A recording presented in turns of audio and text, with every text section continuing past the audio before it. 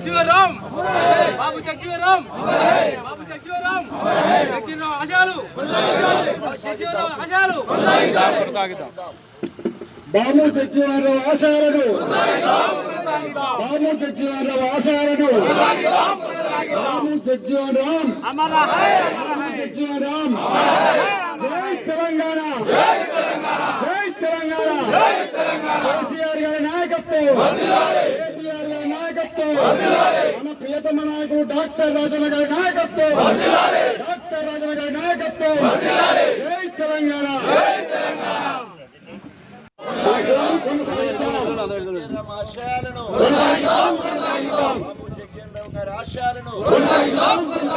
దళితుల ఐక్యత దళితుల ఐక్యత దళితుల ఐక్యత జై తెలంగాణ జై తెలంగాణ కేసీఆర్ గారి నాయకత్వం డాక్టర్ రాజన్న గారి నాయకత్వం సెలబ్రేట్ చేసుకుంటున్నామంటే ఆయన చేసిన సేవలు దేశానికి ఎంతైనా నేర్పినాయి. తర్వాత మన నిమ్నజాతి అట్టడుగు బలహీన వర్గాలకు ఆయన నుంచి ఎలాంటి స్ఫూర్తి తీసుకోవాలనో మనం అర్థం చేసుకోవాలి.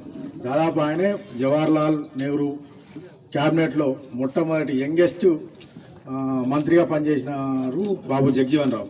అంతేకాదు ఆయన దాదాపు 50 సంవత్సరాల పాటు పార్లమెంటేరియన్గా నిరంతరం అంటే అన్ఇంటరప్టెడ్గా పనిచేసారు. సో ఇప్పుడు తోటి పనిచేసి మీ రంగాలలో మీ దాంట్లో మీరు ముందుకెళ్తూ ప్రజాసేవ చేస్తారని ఆశిస్తూ ముగిస్తున్నాను. జై హింద్. ఒక దళిత పితామహుడు, దళిత మేధావి, ఈ భారతదేశానికి దాదాపు 78 సంవత్సరాల తన జీవితంలో 50 సంవత్సరాల ఓటమి ఎరగని నాయకుడిగా, దాదాపు 30 సంవత్సరాలు కేంద్ర మంత్రిగా, అతి చిన్న వయసులో 27 సంవత్సరాలకే ఎమ్మెల్సీ అయి 33 సంవత్సరాలకే కేంద్ర మంత్రిగా పనిచేసి దళితులందరికీ ఆదర్శప్రాయుడైండు. చిన్ననాడు తన జీవితంలో మనమందరం భారతదేశం 75 సంవత్సరాల స్వతంత్ర భారతదేశంలో ఇప్పటికీ కుల వివక్షను కొంత అనుభవిస్తున్నా, మరి 115 సంవత్సరాల కింద తను పుట్టి 6 సంవత్సరాల వయసులో తండ్రిని పోగొట్టుకొని ప్రభుత్వ పాఠశాలలో కష్టపడి చదివి ప్రభుత్వ పాఠశాలలో ఆ రోజులలో చెప్పేసి ఆనాడు తన ఉద్యమ స్ఫూర్తిని చాటించి ఆ పాఠశాల నుండి ఒకే కుండ పెట్టి నీళ్లు తాగే ఏర్పాటు ఆనాడే చేయడం జరిగింది. తను ఉన్న స్థాయిని మర్చిపోకుండా దళితుడిగా ఉండి గొప్ప చదువులు చదివి మెట్రికులేషన్ ఫస్ట్ క్లాస్లో పాస్ అయి డిగ్రీ కూడా ఫస్ట్ క్లాస్ పాస్ అయ్యి టీఆర్ఎస్ పార్టీ జిల్లా అధ్యక్షుడు. సిటీలో డాక్టరేట్ ఇవ్వడం జరిగింది బాబు జగ్జీవన్ రావు కూడా. అదేవిధంగా మన ఉస్మానియా యూనివర్సిటీ 1955లో డాక్టర్ భీమ్రావ్ అంబేద్కర్ గారికి డాక్టరేట్ కూడా ఇవ్వడం జరిగింది. వీరందరూ కూడా డాక్టరేట్ పిహెచ్డీలు చేసి గౌరవంగా కొన్ని యూనివర్సిటీలు డాక్టరేట్లు ఇచ్చిన సందర్భం. దళితులలో ఉత్తములుగా చెప్పినవారు. భారతదేశంలో కుల వివక్ష అంటరాని తనాన్ని సవిచూసి అప్పుడున్న ఆ సమాజం మీద కసితో కష్టపడి చదువుకొని డాక్టర్ భీమ్రావ్ అంబేద్కర్ గారు ప్రపంచ మీద అవడమే కాకుండా ఈ భారతదేశానికి అతిపెద్ద రాజ్యాంగాన్ని, లిఖితపూర్వక రాజ్యాంగాన్ని రచించిన మహానేత. ఆ రాజ్యాంగ ఫలితాలను 4 దశాబ్దాల పాటు దళిత జాతికి చెందే విధంగా కృషి చేసిన మహానాయకుడు బాబు జగ్జీవన్ రావు. అంతేకాకుండా చిన్న వయసులోనే కార్మిక శాఖ మంత్రిగా ఉండి ఈరోజు మనందరూ కూడా తెలుసు, ఈ ఉద్యోగస్తులందరికీ కూడా ఇన్సూరెన్స్, ఈఎస్ఐ హాస్పిటల్స్, కార్మిక లోకానికి వైద్యాన్ని అందించడంలో కానీ పాలసీ సిస్టాన్ని తీసుకొచ్చింది ఆనాడు బాబు జగ్జీవన్ రావు గారు. వారు వ్యవసాయ శాఖ మంత్రిగా పనిచేశారు. ఈరోజు గిడ్డంగులు ఫుడ్ సెక్యూరిటీ యాక్ట్ రావడానికి ప్రధాన కారణం బాబు జగ్జీవన్ రామ్ గారు. ఈరోజు గోదాములు కట్టి బఫర్ స్టాక్ అంటే దేశానికి సరిపోయే ధాన్యం వ్యవస్థ తీసుకొచ్చి ప్రతి ఒక్కరికి ఫుడ్ సెక్యూరిటీ యాక్ట్, రేషన్ షాపులు ఉండాలి, తక్కువ ధరకు బియ్యము బడుగు బలైన వర్గాలకు బీద వాళ్ళకి ఇవ్వాలని ఆలోచన చేసింది కూడా ఆనాడు డాక్టర్ భీమ్రావ్ అంబేద్కర్, మరి బాబు జగ్జీవన్ రామ్ గారు. అదేవిధంగా తను మరి రైల్వే శాఖకు పనిచేయడం జరిగింది. అదేవిధంగా మనకు టెలిఫోన్ ఎక్స్చేంజ్ ఆ విషయంలో పనిచేయడం జరిగింది. తర్వాత ఇట్లా చెప్పుకుని పోతే వారు ఏ శాఖ చేస్తాయి, హరిత విప్లవం మరి మొత్తం వ్యవసాయ శాఖ మంత్రిగా చేసినప్పుడు హరిత విప్లవానికి నాంది పలికి అనేక రకాల పంటలను తీసుకొచ్చేసి జాతీయ విధానాన్ని తీసుకొచ్చిన మహానేత. అదేవిధంగా రక్షణ శాఖ మంత్రిగా ఉన్నప్పుడు బంగ్లాదేశ్కు పాకిస్తాన్కు యుద్ధం అయితే బంగ్లాదేశ్ పక్షాన మనం ఉండి మరి పాకిస్తాన్ను ఓడించడానికి సహకరించిన అప్పుడు రక్షణ శాఖ మంత్రిగా ఉన్నాడు. ఆ రకంగా మరి ఎమర్జెన్సీ వరకు ఎంతో విధేయుడిగా కాంగ్రెస్ పార్టీలో ఉండి ఎమర్జెన్సీ సమయంలో ఇందిరాగాంధీతో విభేదించి పార్టీ నుండి బయటకు పోయి మరి ప్రజాస్వామ్య కాంగ్రెస్ పేరు పెట్టేసుకుని డెమోక్రటిక్ కాంగ్రెస్ పార్టీ అని పేరు పెట్టుకొని దాదాపు మళ్ళీ ఆనాడున్న జనతా పార్టీతో కనెక్టివిటీ పెంచుకొని ప్రధానమంత్రి అయతానికి 217 మంది ఎంపీలు మద్దతున్నప్పటికీ కూడా ఆనాడు అగ్రకులస్తులు అందరూ కలిసి చరణ్ సింగ్ ప్రధానమంత్రి గారు చేయడం జరిగింది, ఓన్లీ కుల వివక్షతో. సో ఆ రకంగా 2 సంవత్సరాలు వారు ఉప ప్రధానిగా ఈ దేశానికి సేవలు అందించడం జరిగింది. ఆయన ఎప్పుడూ తను వచ్చిన స్థాయిని మర్చిపోకుండా తన వాళ్ళని ఎదిగించాలని లక్ష్యంతో. మనందరికీ కూడా తెలుసు దామోదరం సంజీవయ్య మన ఆంధ్రప్రదేశ్కు మొట్టమొదటి దళిత ముఖ్యమంత్రి. 1960 నుండి 62 వరకు వారు ఇక్కడ మరి ముఖ్యమంత్రిగా పనిచేయడం జరిగింది. ఆ సమయంలో ఆయన ముఖ్యమంత్రి అయితే కారణం ఏమంటే బాబు జగ్జీవన్ రామ్ కేంద్రంలో ఉండి అప్పుడున్న పరిస్థితులను బట్టి నెహ్రూ గారితో మాట్లాడి దళితుడిని ముఖ్యమంత్రిగా చేసిన ఘనత బాబు జగ్జీవన్ రామ్ గారు. సో ఆ రకంగా అక్కడ నుండి సంజీవ గారు ఆల్ ఇండియా కాంగ్రెస్ ప్రెసిడెంట్గా, కేంద్ర మంత్రిగా అనేక సేవలు అందించడానికి వారికి పూర్తి అవకాశం కల్పించిన వాడు బాబు జగ్జీవన్ రామ్. ఆయన జీవితంలో ఓటమి అనేది ఎరగదు. ఆయన ఏది మాట్లాడినా కూడా ఇంగ్లీష్ కానీ సంస్కృతం కానీ మరి చాలా గొప్పగా అనర్గళంగా మాట్లాడి అన్ని రంగాలలో ఆరితేరిన వ్యక్తిగా, ఓటమి ఎరగని వ్యక్తిగా ఆయన ఉన్నాడు. అందుకనే ఎప్పుడైతే 1994లో ఎంఆర్పిఎస్ మాదిగ రిజర్వేషన్ పోరాట సమితి సామాజిక ఉద్యమాన్ని మొదలుపెట్టినప్పుడు ఎస్సీలో ఉన్న అసమానతలను దూరం చేయడానికి మరి ఎస్సీలను ఏబీసీలుగా వర్గీకరించాలనే అంశం వచ్చినప్పుడు డాక్టర్ భీమ్రావ్ అంబేద్కర్ గారు సమాజంలో ఉన్న అసమానతలను దృష్టిలో పెట్టుకొని ఆనాడు వారి జనాభా నిష్పత్తి ప్రకారము బీసీలకు రిజర్వేషన్, ఎస్సీలకు రిజర్వేషన్, ఎస్టీలకు రిజర్వేషన్, ఆ రకంగా అనేక రిజర్వేషన్లు కల్పించడం జరిగింది. అదేవిధంగా బీసీలకు ఏబీసీలుగా వర్గీకరించడం కూడా జరిగింది. అదేవిధంగా ఎస్సీలను ఏబీసీలుగా వర్గీకరించాలనే క్రమంలో మరి మనందరూ కూడా తెలుసు, ఇక్కడ సిగ్గుపడేది ఏం లేదు. డాక్టర్ భీమ్రావ్ అంబేద్కర్ గారు మహారంటే మాలకులస్తుడు. అదేవిధంగా ఆయన రాజ్యాంగాన్ని రాసి ప్రపంచ మేధావిగా పేరు తెచ్చుకున్నాడు. మనందరికీ కూడా అధినాయకుడు. ఆయన గురువు జ్యోతిరావు పూలే. ఆయన అడుగుజాడల్లో ఆయన ఆలోచన విధానాన్ని చట్టరూపం రాజ్యాంగంలో పొందుపరిచిన వ్యక్తి డాక్టర్ భీమ్రావ్ అంబేద్కర్ గారు. అంటే జ్యోతిరావు పూలే బీసీ నాయకుడు. సో ఆ రకంగా వీరు పొందుపరిచిన అనేక రాజ్యాంగ అంశాలను మొత్తం కూడా ముందుకు తీసుకుపోవడానికి బాబు జగ్జీవన్ రామ్ గారు కంకణం కట్టుకొని మరి ఆ రిజర్వేషన్ అన్నిటి కూడా మన వాళ్లకు ఉపయోగపడే విధంగా గొప్ప కార్యక్రమం చేశారు. అందుకనే ఆయన రాజ్యాంగాన్ని రాస్తే ఆ రాజ్యాంగాన్ని పొడిగించడానికి కానీ అధికార పార్టీలో ఉంటూ కేంద్ర ప్రభుత్వ ముఖ్యమైన శాఖలను నడుపుతూ ఈ భారతదేశానికి ఉత్తమ పాలకుడిగా, ఓటమెరుగని నాయకుడిగా బాబు జగ్జీవన్ పేరుంది. కాబట్టి దళితులకు అంబేద్కర్ గారు బాబు జగజీవన్ రామ్ 2 కళ్ళు. ఎవరిని మనం తక్కువ చేసేది లేదు, వాళ్ళిద్దరూ మనకు 2 కళ్ళు. ఆ ఎదిగిన మహానుభావులను ఆదర్శంగా తీసుకొని మన వాళ్ళను నాయకులుగా తయారు చేయాలి. మన కాళ్ళు మనం గుంజుకుంటూ కాదు, చాలా కథలు చెప్తుంటారు. సో బాయిల కప్పల విషయంలో ఒక రాకపోయింది అంటే ఇతర కులాలను మించే చదువులు, ఇతర జాతులను మించిన చదువులు, అందరికీ ఆదర్శప్రాయమైన ఆలోచనలు.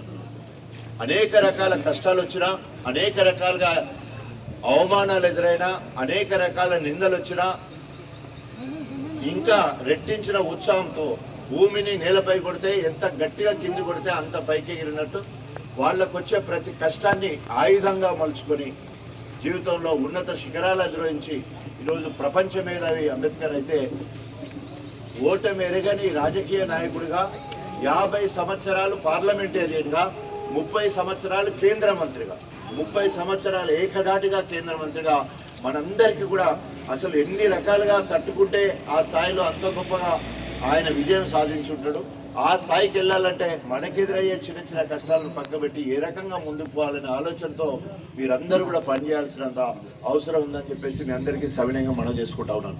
ఈరోజు మన ప్రియతమ ముఖ్యమంత్రి కల్వకుంట్ల చంద్రశేఖరరావు గారు ఆనాడు తెలంగాణ రాష్ట్ర సాధన కోసం ఆర్టికల్ 3 రాజ్యాంగంలో పొందుపరిచిన ఆర్టికల్ 3 ప్రకారం తెలంగాణ రాష్ట్రాన్ని సాధించాలి, బసద్దం పలగొద్దు, రక్తం చుక్క కారొద్దు అని చెప్పేసి ప్రజాస్వామ్యబద్ధంగా, రాజ్యాంగబద్ధంగా, అహింస మార్గంలోనే తెలంగాణ రాష్ట్రాన్ని సాధించాలని చెప్పేసి పోరాటం చేసి మరి మనందరూ కూడా తెలుసు చనిపోయిన వందలాది మంది బిడ్డలు మా తెలంగాణ మాకు కావాలని ఆత్మహత్యలు చేసుకొని చనిపోయిన కానీ రాజ్యహింస ద్వారా, పోలీస్ హింస ద్వారా, ఇంకో హింస ద్వారా చనిపోయిన వాళ్ళు ఒక్కరు కూడా లేరు. మా తెలంగాణ మాకు కావాలి, మా నోటిపోటి ముక్కను గుంజుకున్నారనే ఆతృతతో మనము ఆత్మహత్యలు చేసుకున్నాం. కానీ అదే 1969లో దాదాపు 370 మంది బిడ్డలను కాల్చి చంపేశారు, బిడ్డలు చంపినట్టు. అన్నట్టు కూడా తెలంగాణ ఉద్యమే. సో ప్రజాస్వామ్యంగా తెలంగాణలో ఉన్న పార్టీలే కాకుండా దేశంలో ఉన్న 38 రాజకీయ పార్టీలను ఒప్పించి అందరి చేత జై తెలంగాణ అనిపించి తెలంగాణ రాష్ట్రాన్ని మనం సాధించుకున్నాం. అంబేద్కర్ గారి ఆలోచన విధానాన్ని, వారి చెప్పిన మార్గంలో నడవడం వల్లే మనకు తెలంగాణ రాష్ట్రాన్ని సాధించుకున్నాం. హింసాయుత పోరాటం చేయలేము, మనం ప్రజాస్వామ్య పోరాటం చేసినాం. అన్ని పార్టీల చేత, పార్టీల ఎజెండాలు వేరైనా కూడా అందరూ మాత్రం జై తెలంగాణ అనేటట్టు చేసి తెలంగాణ రాష్ట్రాన్ని సాధించుకున్నాం. అదేవిధంగా తెలంగాణ రాష్ట్రం ఏర్పడ్డ తర్వాత అంబేద్కర్ గారి వ్యవసాయ విధానం 1860 నుండి 1910 వరకు దాదాపు 50 సంవత్సరాలు భారతదేశంలో కరువు కాటకాలు, విపరీతమైన కరువు కాటకాలు. ఆ 50 సంవత్సరాల కరువు కాటకాలను స్టడీ చేసి ఏ రకంగా భారతదేశానికి రాబోయే రోజుల్లో కరువు కాటకాలు ఉండవు అనే ఆలోచన చేసి వారు ఒక పేపర్ సబ్మిట్ చేసి దాని సారాంశాన్ని రాజ్యాంగంలో ఉండేటట్టు ఏర్పాటు చేయడం జరిగింది. దాంట్లో అన్నిటికంటే ముందు సాగునీరు అందించాలి రైతులకు. సాగునీరు అందించే బాధ్యత దేశంలో ఉన్న కేంద్ర ప్రభుత్వానికి, అదేవిధంగా రాష్ట్ర ప్రభుత్వాలది. సాగునీరు అందించాలి. కమతాలు, పెద్ద కమతాలు ఉండాలి, చిన్న చిన్న మల్లు కాకుండా పెద్ద కమతాలు ఉండాలి. అదేవిధంగా వ్యవసాయానికి సహకారం ఉండాలి, ప్రభుత్వాల సహకారం, పెట్టుబడి కోసము సహకారం ఉండాలి. అంటే రైతు బంధు కేసీఆర్ గారు ఎకరాకు 10,000 ఇస్తుండే, భారతదేశంలో కాదు ప్రపంచంలో కూడా ఎక్కడ ఇవ్వట్లే, ఎకరాకు 10,000 ఇచ్చే కార్యక్రమం. నాణ్యమైన ఎరువులు, విత్తనాలు ఇవ్వాలి. ఆ రకంగా నాణ్యమైన విత్తనాలు, ఎరువులు లేకపోతే పీడీ యాక్ట్ కింద జైల్లో పెట్టడానికి చట్టం తీసుకొచ్చింది కేసీఆర్ గారు. అటు తర్వాత 24 గంటల ఉచిత నాణ్యమైన కరెంట్ ఇచ్చి మెట్ట ప్రాంతాలకు నీరు అందించే విధంగా ఫ్రీగా కాలువల ద్వారా, గ్రావిటీ ద్వారానే కాకుండా కరెంటు ద్వారా విద్యుత్ ఉచితానికి శ్రీకారం చుట్టింది కేసీఆర్ గారు. అదేవిధంగా భూ సంస్కరణలు తీసుకొచ్చి సాదా బైనామా, చిన్న తెల్ల కాగితాలు ఉంటే వాల్యూ లేదంటే ఈరోజు తెలంగాణ పట్టదారు పాసు ఉండే విధంగా 5 ఎకరాలు 5 గుంటల కరెంటు మొదలుపెట్టి 500 ఎకరాల వరకు కూడా ఈరోజు పట్టదారు పాసు పుస్తకం ఇచ్చే విధంగా ఏర్పాటు చేసి వారు పండించినా పండించకున్నా రైతు గౌరవంగా ఉండాలనే ఉద్దేశంతో ఎకరాకు 10,000 ఇచ్చడానికి శ్రీకారం చుట్టిన మహానేత కేసీఆర్ గారు. ఆ రకంగా ఈరోజు భారతదేశం మొత్తంలో ఏ రాష్ట్రానికి లేని పేరు ఐక్యరాజ్య సమితి సైతం మెచ్చుకునే విధంగా తెలంగాణ పాలన పోతా ఉంటే కేంద్రంలో ఉన్న బీజేపీ ప్రభుత్వం కన్నుగుట్టింది. తెలంగాణ రాష్ట్రం మీద కన్నేసింది. తెలంగాణ రైతుల మీద కక్ష కట్టింది. రాజ్యాంగానికి వ్యతిరేకంగా, అంబేద్కర్ గారి ఆలోచనకు వ్యతిరేకంగా, పండించే పంటకు వ్యతిరేకంగా ఆంక్షలు, రైతులకు ఆంక్షలు విధించి మీరు గిదెత్తనే ఉంటాం లేకపోతే లేదని రైతు స్వేచ్ఛను హరించే విధంగా ఈరోజు రైతులకు రాజ్యాంగ భద్రత ఉండాలి,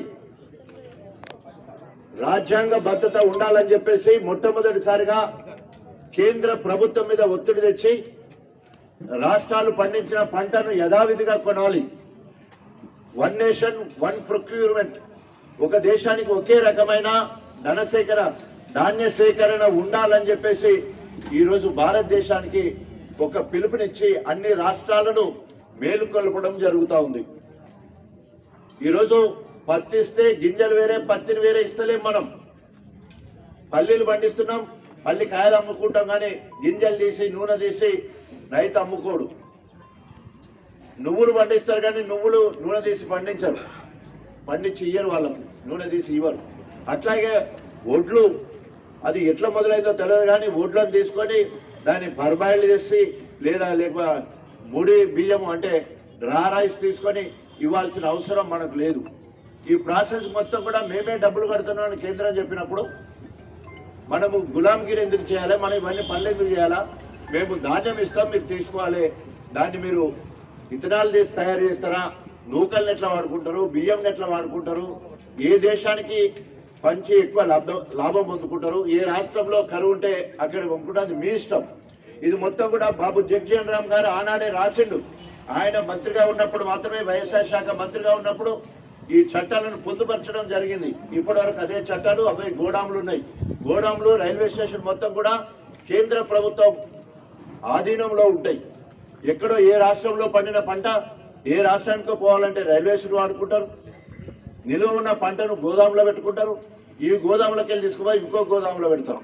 ఈ రకంగా రైతును ఆదుకునే దానికి కేసీఆర్ గారు ప్రయత్నం చేస్తూ ఉంటే రైతుకు నల్ల చట్టాలు తీసుకొచ్చి రైతు నడ్డించే కార్యక్రమం బీజేపీ ప్రభుత్వం చేస్తూ ఉంది. దాన్ని అంది మనం అందరం కూడా ఎక్కడికక్కడ రైతుల పక్షపాతిగా మనం అందరం కూడా నిరసించాల్సిన అవసరం ఉంది. ఇకపోతే ఈరోజు కేసీఆర్ గారి ఆలోచన, వారి జనాభా నిష్పత్తి ప్రకారం వారికి వాటా రావాలి. ఎస్సీలకు 15 కాదు 18% రిజర్వేషన్ కావాలి. వాళ్ళ జనాభా పెరిగింది. 6% ఉన్న ఎస్టీలు ఈరోజు 9.7 10% వరకు వారు ఉన్నారు. వారికి రిజర్వేషన్ పెంచాలా. అదేవిధంగా మైనార్టీల వరకు 12% రిజర్వేషన్ కావాలా. బీసీలకు ఇప్పుడు 33% రిజర్వేషన్ ఉన్నది. వారికి దాదాపు 50 నుండి 55% పాపులేషన్ ఉంది. వారి జనాభా నిష్పత్తి ప్రకారం వారికి రావాలి, వారి వాటా వారికి రావాలని చెప్పేసి ఈరోజు సామాజిక ఉద్యమాలకు స్ఫూర్తినిచ్చి అసెంబ్లీలో తీర్మానాలు చేసి కేంద్ర ప్రభుత్వం దగ్గర పంపిస్తే ఇప్పటి వరకు అతి లేదు, గతి లేదు. ఈరోజు బడుగు బలైన వర్గాలకు ఒక్కొక్కరికి పెద్దపీట వేసుకుంటూ, ముదిరాజులకు కావచ్చు, గొల్ల కుర్మలకు కావచ్చు, చిన్న బీసీ భారతదేశం అంతా గొప్పగా ఒక దళిత పితామహుడు, దళిత మేధావి, మన భవిష్యత్తు కోసం ప్రణంగా పెట్టి మనకు హక్కులను కల్పించిన మహానేత డాక్టర్ భీమ్రావ్ అంబేద్కర్ గారు. ఆ హక్కులను దాదాపు 4-5 దశాబ్దాల పాటు మనకు అందిపుచ్చుకోవడానికి రాజ్యాంగబద్ధమైన పార్లమెంట్లో లేదా లోక్సభలో ఆయన మంత్రిగా వండుకుంటూ అనేక రకాలుగా మన అంశాలు వచ్చినప్పుడు ముందు వరుసలో ఉండి మన హక్కులు మనకు రావాల్సిందే అని చెప్పేసి అనేక రకాలుగా, అది పదవులు కావచ్చు, రాజకీయ పదవులు కావచ్చు, ఎలక్టెడ్ పదవులు కావచ్చు, కేబినెట్ మంత్రులు కావచ్చు, ముఖ్యమంత్రులు కావచ్చు, అనేక రకాలుగా కార్యక్రమం చేసింది మనం ఎన్నడూ కూడా మర్చిపోద్దు. ఈరోజు వారిద్దరిని ఆదర్శంగా తీసుకొని గణపురం నియోజకవర్గంలో మరి ఆనాడు ఎంపీపీగా మారపాక రవి గారు ఉండే, నాకంటే సీనియర్ రాజకీయాలలో, నాకంటే ముందుగా రాజకీయాలకు వచ్చాడు. అప్పుడు అంబేద్కర్ స్టాచ్యూ పెట్టాలి గణపురం నియోజకవర్గంలో, ఒక స్టాచ్యూ లేదన్నప్పుడు మరి ఆనాడు ఆయన అధికార పార్టీలో ఉండి నేను ఒక ఉద్యమకారుడిగా, దళిత ఉద్యమకారుడిగా నేను ఇద్దరం కలిసి ఆ రోజు గొప్పగా మరి అంబేద్కర్ స్టాచ్యూ కట్టుకోవడం జరిగింది. అటు తర్వాత తప్పకుండా బాబు జగ్గిరామ్ స్టాచ్యూ ఇక్కడ ఉండాలనే ఉద్దేశంతో స్వయంగా మరి మొత్తం విగ్రహాన్ని ఇవ్వడం కావచ్చు, ఆ రోజు ఫంక్షన్ చేయడం కావచ్చు, మిగతా విషయాలు దగ్గరుండి పనిచేసిన వాళ్ళు వీళ్ళైతే దానికి అన్ని రకాలుగా వ్యయ ప్రయాసాలకు వచ్చి గొప్పగా నా జాతి బిడ్డ మనందరికీ ఆదర్శప్రాయం ఇక్కడ ఉండాలని చెప్పేసి ఈ కార్యక్రమం ఏర్పాటు చేసుకోవడం జరిగింది.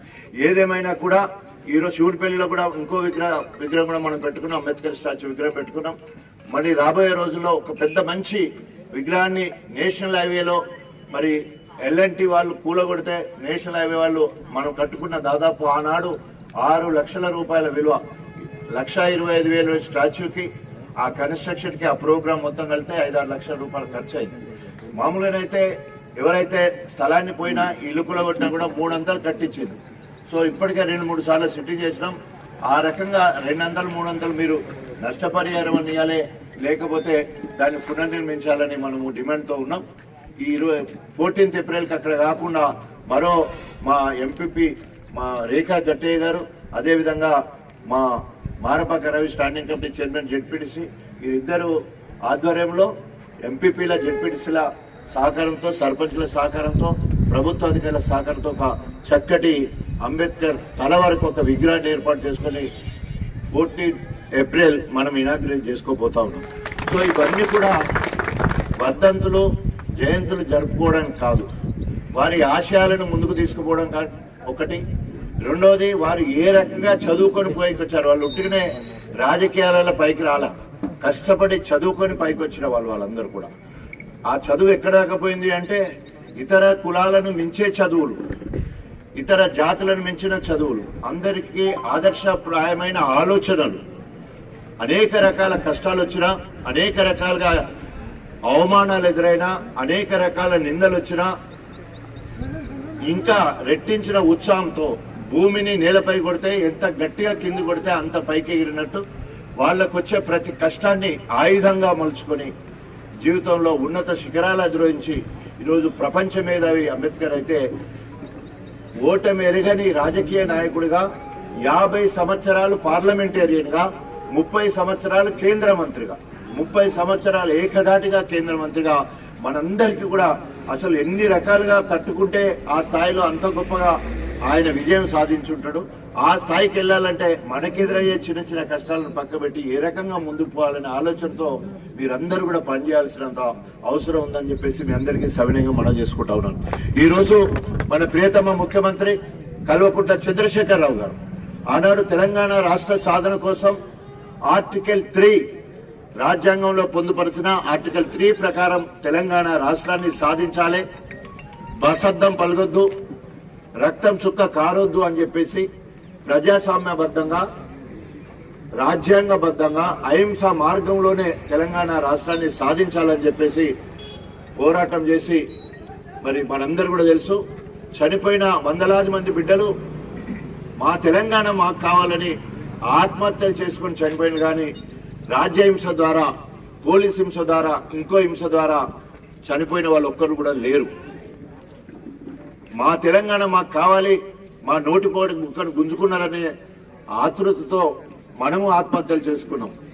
కానీ అదే 1969లో దాదాపు 370 మంది బిడ్డలను కాల్చి చంపేశారు, బిడ్డలు చంపినట్టు. అన్నాడు కూడా తెలంగాణ ఉద్యమే. సో ప్రజాస్వామ్యంగా తెలంగాణలో ఉన్న పార్టీలే కాకుండా దేశంలో ఉన్న 38 రాజకీయ పార్టీలను ఒప్పించి అందరి చేత జై తెలంగాణ అనిపించి తెలంగాణ రాష్ట్రాన్ని మనం సాధించుకున్నాం. అంబేద్కర్ గారి ఆలోచన విధానాన్ని, వారు చెప్పిన మార్గంలో నడవడం వల్లనే మనం తెలంగాణ రాష్ట్రాన్ని సాధించుకున్నాం. హింసాయుత పోరాటం చేయలే, మనం ప్రజాస్వామ్య పోరాటం చేసినాం. అన్ని పార్టీల చేత, పార్టీల ఎజెండాలు వేరైనా కూడా అందరూ మాత్రం జై తెలంగాణ అనేటట్టు చేసి తెలంగాణ రాష్ట్రాన్ని సాధించుకున్నాం. అదేవిధంగా తెలంగాణ రాష్ట్రం ఏర్పడ్డ తర్వాత అంబేద్కర్ గారి వ్యవసాయ విధానం 1860 నుండి 1910 వరకు దాదాపు 50 సంవత్సరాలు భారతదేశంలో కరువు కాటకాలు, విపరీతమైన కరువు కాటకాలు. ఆ 50 సంవత్సరాల కరువు కాటకాలను స్టడీ చేసి ఏ రకంగా భారతదేశానికి రాబోయే రోజుల్లో కరువు కాటకాలు ఉండవు అని ఆలోచన చేసి వారు ఒక పేపర్ సబ్మిట్ చేసి దాని సారాంశాన్ని రాజ్యాంగంలో ఉండేటట్టు ఏర్పాటు చేయడం జరిగింది. దాంట్లో అన్నిటికంటే ముందు సాగునీరు అందించాలి రైతులకు. సాగునీరు అందించే బాధ్యత దేశంలో ఉన్న కేంద్ర ప్రభుత్వాన్ని, అదేవిధంగా రాష్ట్ర ప్రభుత్వాలది. సాగునీరు అందించాలి.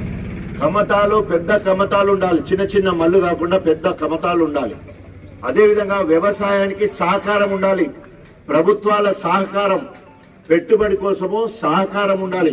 అంటే రైతు బంధు కేసీఆర్ గారు ఎకరాకు 10,000 ఇస్తుండే, భారతదేశంలో కాదు ప్రపంచంలో కూడా ఎక్కడ ఇవ్వట్లే, ఎకరాకు 10,000 ఇచ్చే కార్యక్రమం. నాణ్యమైన ఎరువులు, విత్తనాలు ఇవ్వాలి.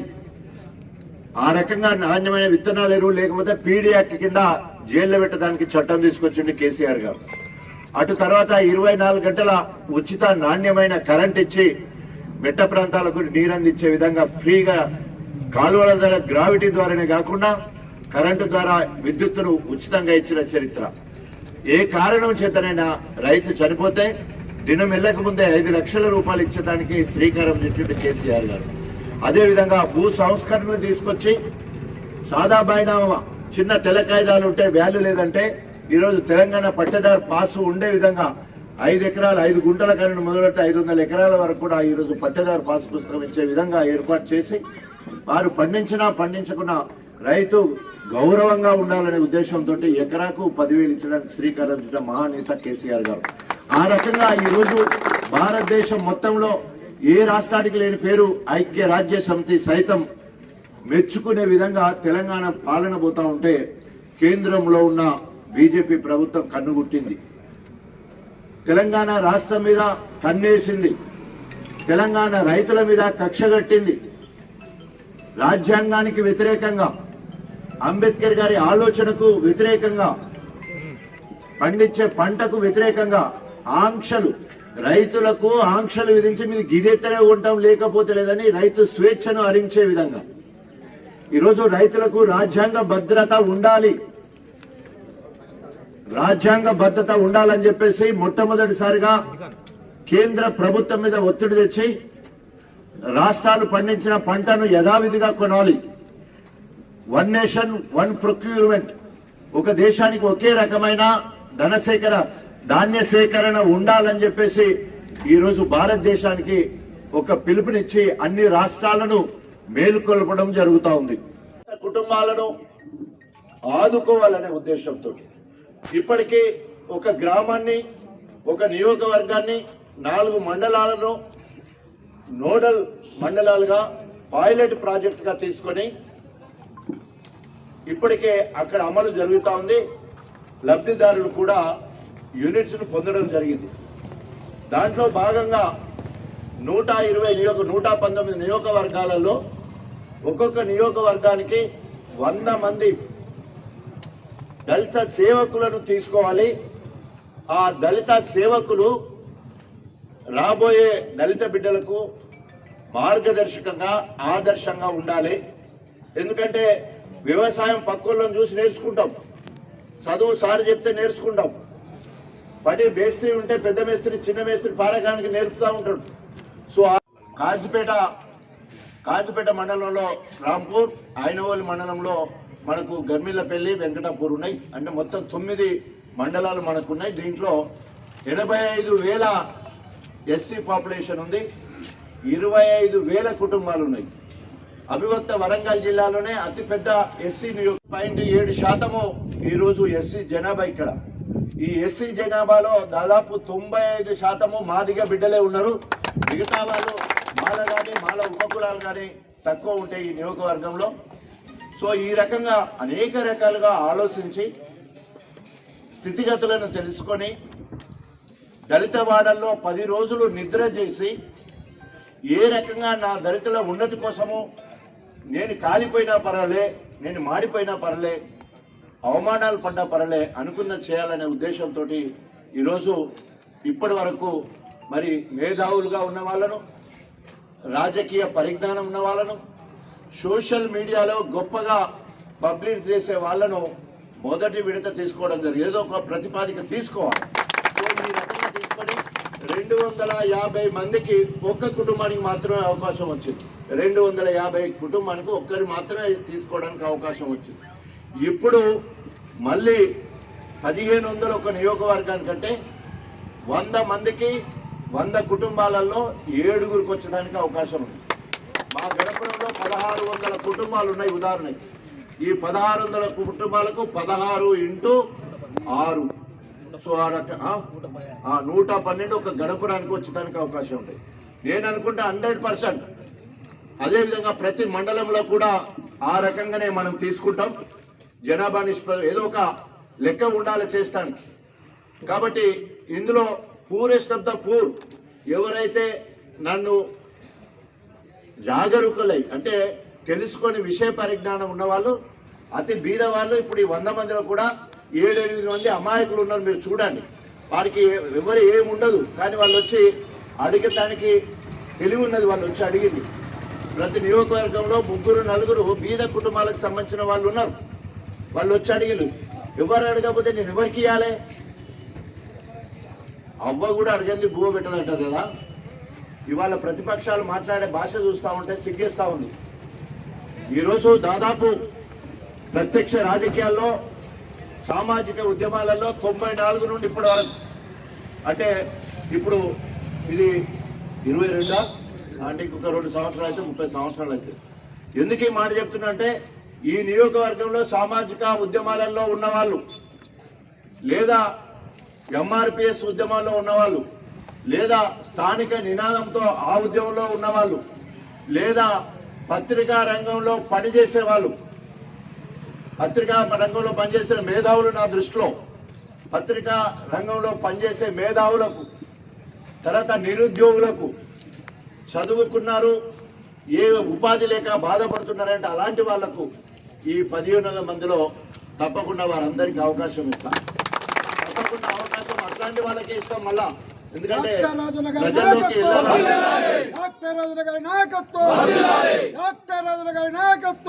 అడిగిన వాళ్లకు ఇస్తే దాని విలువ తెలుస్తుంది.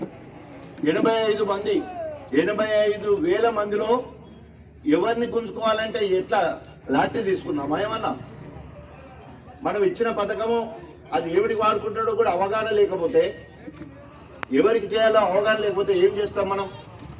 అందుకోసమే డాక్టర్ భీమ్రావ్ అంబేద్కర్ గారు చూపిన మార్గంలో, బాబు జగ్జీవనం చూసిన దారి చూపిన మార్గంలో ముందుకు తీసుకెళ్తూ తప్పకుండా ముఖ్యమంత్రి లక్ష్యం కోసం అయితే అందరికీ ఇంక్లూడింగ్ గవర్నమెంట్ ఎంప్లాయీస్, ఎంత చక్కగా కేసీఆర్ చెప్తారంటే గవర్నమెంట్ ఎంప్లాయీస్ ఎందుకు ఇస్తామంటే రాక గంజిలో బెతుకులక ఒక్కొక్కడికి ఉద్యోగం వస్తే వాళ్ళ ఇంట్లో పాలు ఇన్కమ్ సర్టిఫికేట్ అవసరం లేదు. ఒక క్యాస్ట్ సర్టిఫికేట్ ఉంటే సరిపోతుంది.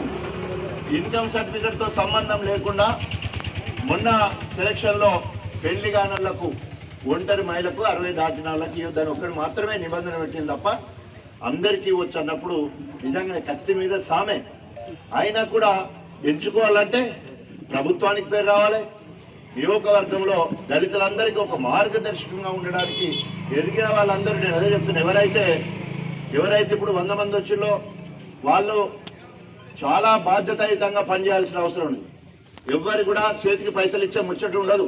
ఇక చూడే రాజన్న సంజీవయ్యను ముఖ్యమంత్రి తనదైన శైలిలో ఆంధ్రప్రదేశ్కి ముఖ్యమంత్రిని ఏ విధంగా అందించిండో వారి అర్హతలను బట్టి జగ్జీవరాం బాబు జగ్జీవరాం బాబు జగ్జీవరాం జగ్జీవరాం ఆశయాలు జగ్జీవరాం ఆశయాలు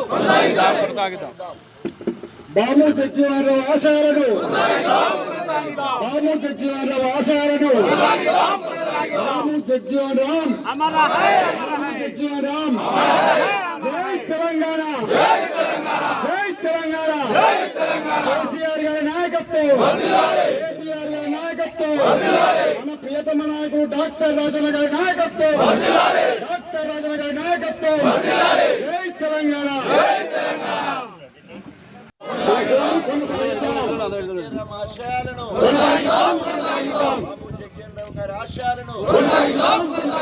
దళితుల ఐక్యత, దళితుల ఐక్యత, దళితుల ఐక్యత.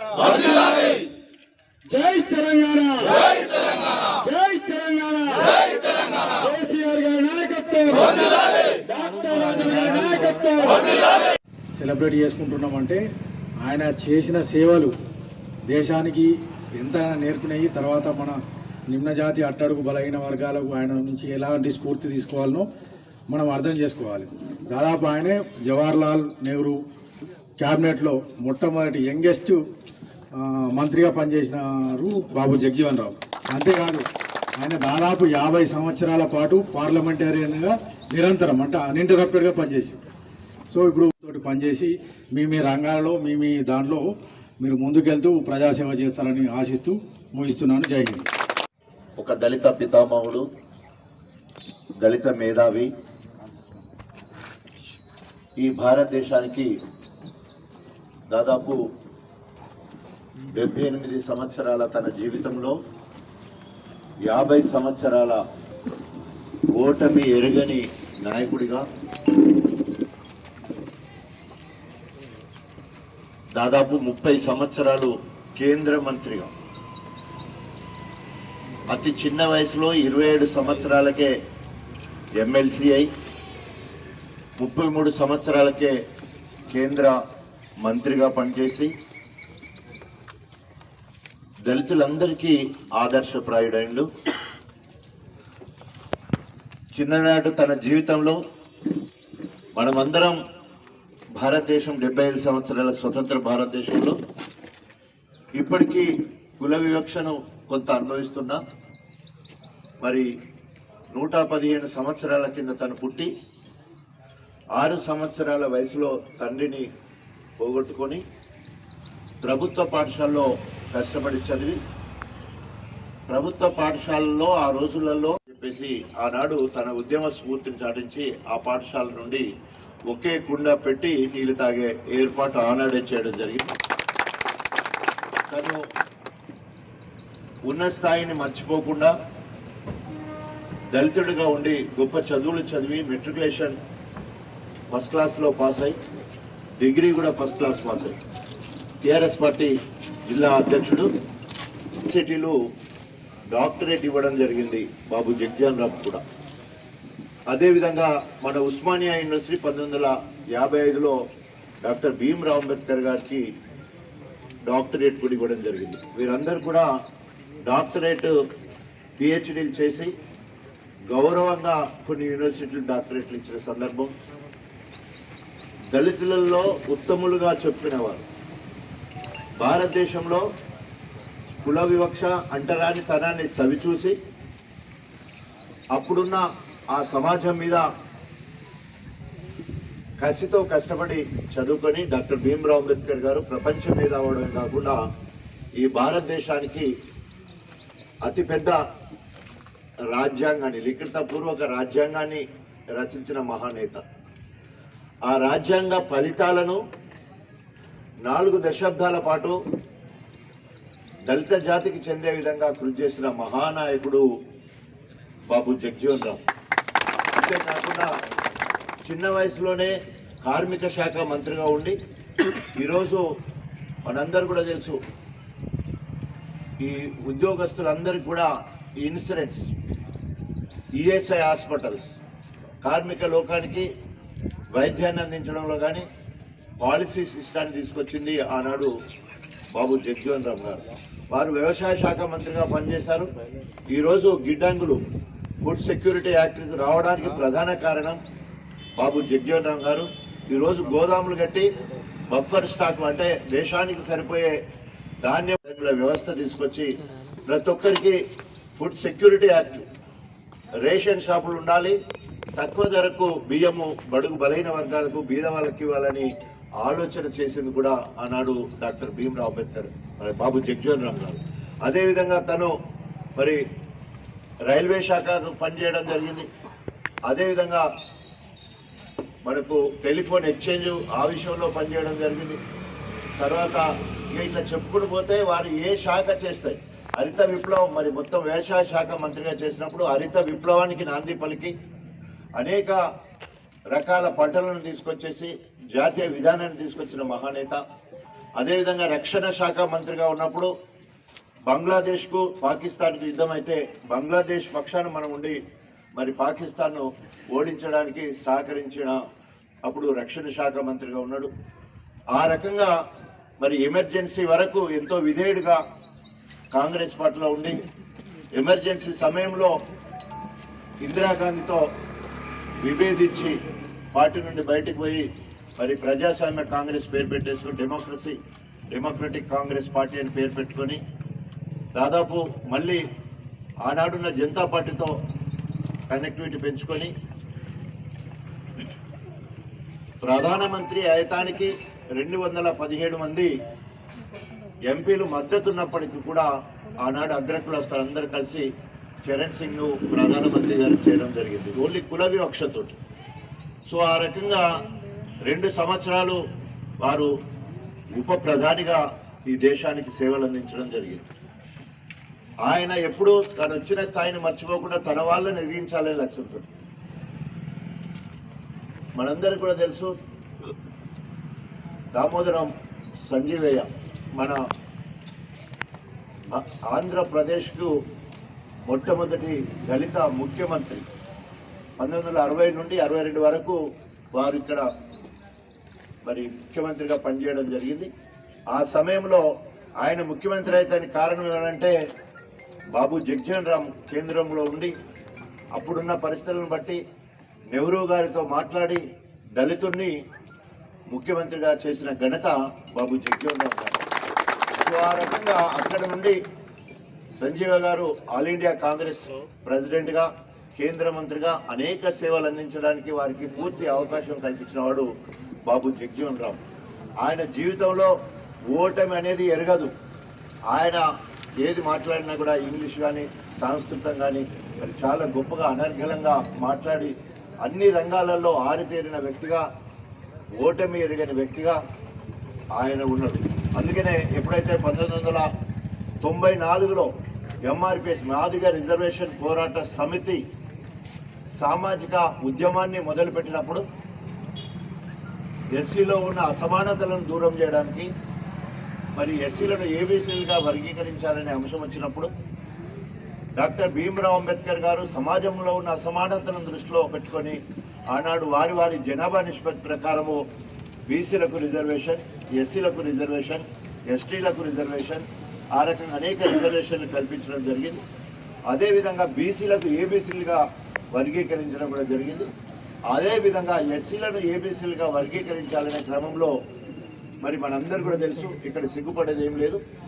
డాక్టర్ భీమ్రావ్ అంబేద్కర్ గారు మహారంటే మాలకులస్తుడు. అదేవిధంగా ఆయన రాజ్యాంగాన్ని రాసి ప్రపంచ మేధావిగా పేరు తెచ్చుకున్నాడు. మనందరికీ కూడా అధినాయకుడు. ఆయన గురువు జ్యోతిరావు పూలే. ఆయన అడుగుజాడల్లో ఆయన ఆలోచన విధానాన్ని చట్టరూపం రాజ్యాంగంలో పొందుపరిచిన వ్యక్తి డాక్టర్ భీమ్రావ్ అంబేద్కర్ గారు. అంటే జ్యోతిరావు పూలే బీసీ నాయకుడు.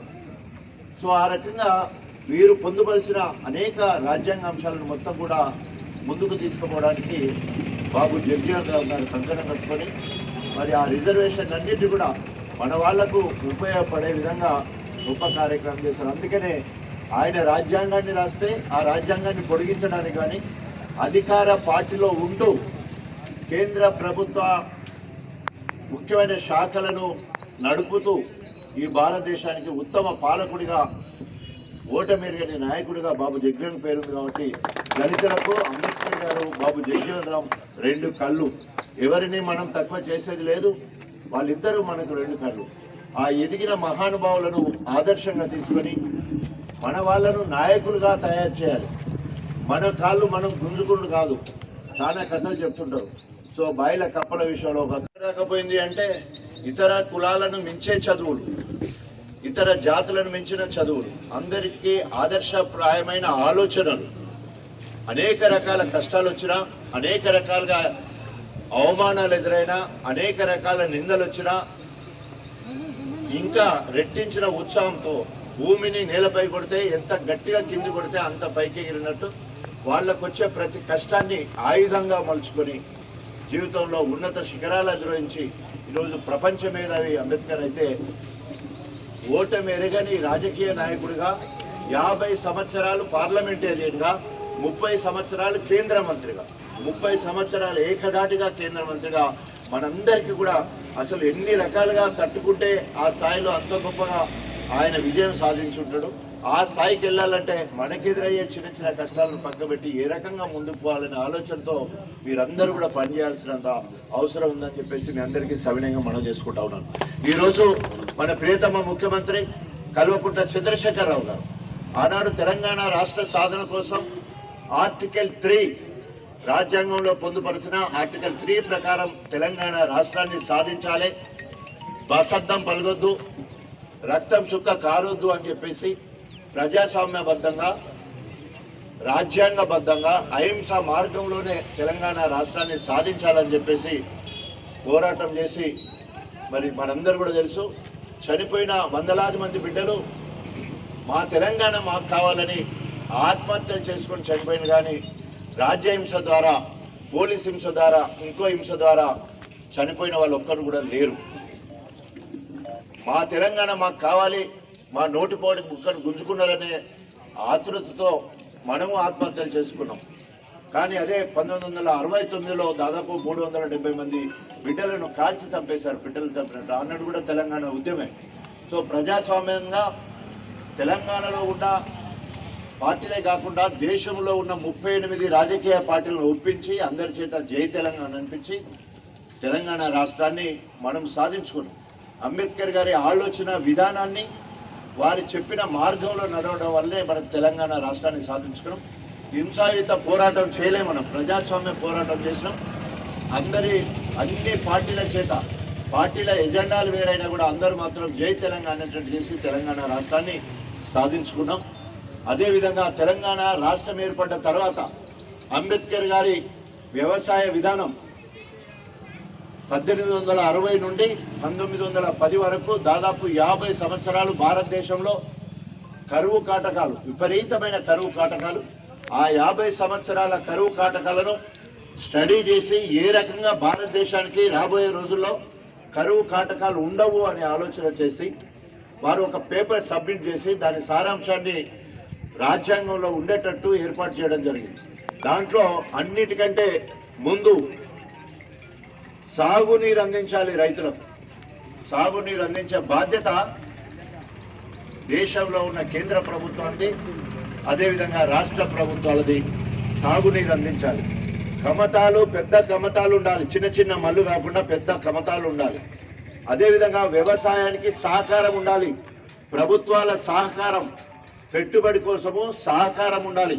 అంటే రైతు బంధు కేసీఆర్ గారు ఎకరాకు 10,000 ఇస్తుండే, భారతదేశంలో కాదు ప్రపంచంలో కూడా ఎక్కడ ఇవ్వట్లే, ఎకరాకు 10,000 ఇచ్చే కార్యక్రమం. నాణ్యమైన ఎరువులు విత్తనాలు ఇవ్వాలి. ఆ రకంగా నాణ్యమైన విత్తనాలు ఎరువులు లేకపోతే పీడీ యాక్ట్ కింద జైల్లో పెట్టడానికి చట్టం తీసుకొచ్చింది కేసీఆర్ గారు.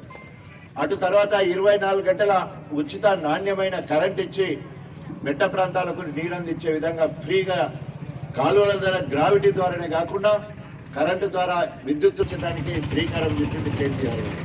అదేవిధంగా భూ సంస్కరణలు తీసుకొచ్చి సాదా బైనామా చిన్న తెల్ల కాగితాలు ఉంటే వాల్యూ లేదంటే ఈరోజు తెలంగాణ పట్టదారు పాసు ఉండే విధంగా 5 ఎకరాలు 5 గుంటల కరెంటు మొదలుపెడితే 500 ఎకరాల వరకు కూడా ఈరోజు పట్టదారు పాసు పుస్తకం ఇచ్చే విధంగా ఏర్పాటు చేసి వారు పండించినా పండించకున్నా రైతు గౌరవంగా ఉండాలనే ఉద్దేశంతో ఎకరాకు 10,000 ఇచ్చడానికి శ్రీకారం చుట్టిన మహానేత కేసీఆర్ గారు.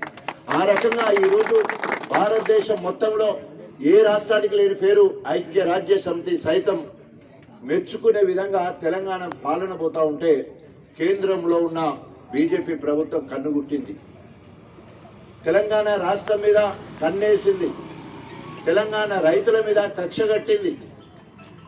రాజ్యాంగానికి వ్యతిరేకంగా, అంబేద్కర్ గారి ఆలోచనకు వ్యతిరేకంగా, పండించే పంటకు వ్యతిరేకంగా ఆంక్షలు, రైతులకు ఆంక్షలు విధించి మీరు గిదెత్తనే ఉంటాం లేకపోతే లేదని రైతు స్వేచ్ఛను హరించే విధంగా ఈరోజు రైతులకు రాజ్యాంగ భద్రత ఉండాలి, రాజ్యాంగ భద్రత ఉండాలని చెప్పేసి మొట్టమొదటిసారిగా కేంద్ర ప్రభుత్వం మీద ఒత్తిడి తెచ్చి రాష్ట్రాలు పండించిన పంటను యథావిధిగా కొనాలి. 1 నేషన్ 1 ప్రొక్యూర్మెంట్, ఒక దేశానికి ఒకే రకమైన ధాన్య సేకరణ ఉండాలని చెప్పేసి ఈరోజు భారతదేశానికి ఒక పిలుపునిచ్చి అన్ని రాష్ట్రాలను మేలుకొల్పడం జరుగుతూ ఉంది. ఈరోజు పత్తి ఇస్తే గింజలు వేరే, పత్తిని వేరే ఇస్తలేం. మనం పల్లీలు పండిస్తున్నాం, పల్లి కాయలు అమ్ముకుంటాం కానీ గింజలు తీసి నూనె తీసి రైతు అమ్ముకోడు. నువ్వులు పండిస్తారు కానీ నువ్వులు నూనె తీసి పండించరు, పండించి ఇయ్యరు, వాళ్ళకు నూనె తీసి ఇవ్వరు.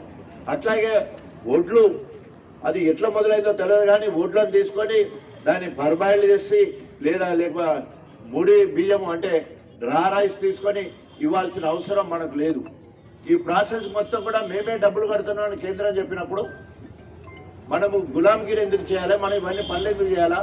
మేము ధాన్యం ఇస్తాం, మీరు తీసుకోవాలి, దాన్ని మీరు ఇథనాల్ చేసి తయారు చేస్తారా, నూకల్ని ఎట్లా వాడుకుంటారు, బియ్యంని ఎట్లా వాడుకుంటారు, ఏ దేశానికి పంచి ఎక్కువ లాభం పొందుకుంటారు, ఏ రాష్ట్రంలో కరువు ఉంటే అక్కడ పంపుకుంటే అది మీ ఇష్టం. ఇది మొత్తం కూడా బాబు జగ్జీవన్ రామ్ గారు ఆనాడే రాసిండు. ఆయన మంత్రిగా ఉన్నప్పుడు మాత్రమే, వ్యవసాయ శాఖ మంత్రిగా ఉన్నప్పుడు ఈ చట్టాలను పొందుపరచడం జరిగింది. ఇప్పటి వరకు అదే చట్టాలు అవి గోడాములు ఉన్నాయి. గోడాములు రైల్వే స్టేషన్ మొత్తం కూడా కేంద్ర ప్రభుత్వం ఆధీనంలో ఉంటాయి. ఎక్కడో ఏ రాష్ట్రంలో పండిన పంట ఏ రాష్ట్రానికో పోవాలంటే రైల్వేస్ను వాడుకుంటారు, నిలువ ఉన్న పంటను గోదాములో పెట్టుకుంటారు, ఈ గోదాములోకి వెళ్ళి తీసుకుపోయి ఇంకో గోదాములో పెడతారు. ఈ రకంగా రైతును ఆదుకునే దానికి కేసీఆర్ గారు ప్రయత్నం చేస్తూ ఉంటే రైతుకు నల్ల చట్టాలు తీసుకొచ్చి రైతు నడ్డించే కార్యక్రమం బీజేపీ ప్రభుత్వం చేస్తూ ఉంది. దాన్ని అంది మనం అందరం కూడా ఎక్కడికక్కడ రైతుల పక్షపాతిగా మనం అందరం కూడా నిరసించాల్సిన అవసరం ఉంది. ఇకపోతే ఈరోజు కేసీఆర్ గారి ఆలోచన వారి జనాభా నిష్పత్తి ప్రకారం వారికి వాటా రావాలి. ఎస్సీలకు 15 కాదు 18% రిజర్వేషన్ కావాలి, వాళ్ళ జనాభా పెరిగింది. 6% ఉన్న ఎస్టీలు ఈరోజు 9.7 10% వరకు వారు ఉన్నారు, వారికి రిజర్వేషన్ పెంచాలా. అదేవిధంగా మైనార్టీల వరకు 12% రిజర్వేషన్ కావాలా. బీసీలకు ఇప్పుడు 33% రిజర్వేషన్ ఉన్నది, వారికి దాదాపు 50 నుండి 55% పాపులేషన్ ఉంది. వారి జనాభా నిష్పత్తి ప్రకారం వారికి రావాలి, వారి వాటా వారికి రావాలని చెప్పేసి ఈరోజు సామాజిక ఉద్యమాలకు స్ఫూర్తినిచ్చి అసెంబ్లీలో తీర్మానాలు చేసి కేంద్ర ప్రభుత్వం దగ్గరికి పంపిస్తే ఇప్పటి వరకు అతి లేదు గతి లేదు. ఈరోజు బడుగు బలైన వర్గాలకు ఒక్కొక్కరికి పెద్దపీట వేసుకుంటూ ముదిరాజులకు కావచ్చు, గొల్లకుర్మలకు కావచ్చు, చిన్న బీసీ భారతదేశం అంతా గొప్పగా ఒక దళిత పితామహుడు, దళిత మేధావి మన భవిష్యత్తు కోసం ప్రణంగా పెట్టి మనకు హక్కులను కల్పించిన మహానేత డాక్టర్ భీమ్రావ్ అంబేద్కర్ గారు. ఆ హక్కులను దాదాపు 4-5 దశాబ్దాల పాటు మనకు అందిపుచ్చుకోవడానికి రాజ్యాంగబద్ధమైన పార్లమెంట్లో లేదా లోక్సభలో ఆయన మంత్రిగా వండుకుంటూ అనేక రకాలుగా మన అంశాలు వచ్చినప్పుడు ముందు వరుసలో ఉండి మన హక్కులు మనకు రావాల్సిందే అని చెప్పేసి అనేక రకాలుగా అది పదవులు కావచ్చు, రాజకీయ పదవులు కావచ్చు, ఎలక్టెడ్ పదవులు కావచ్చు, కేబినెట్ మంత్రులు కావచ్చు, ముఖ్యమంత్రులు కావచ్చు, అనేక రకాలుగా కార్యక్రమం చేసింది మనం ఎన్నడూ కూడా మర్చిపోద్దు.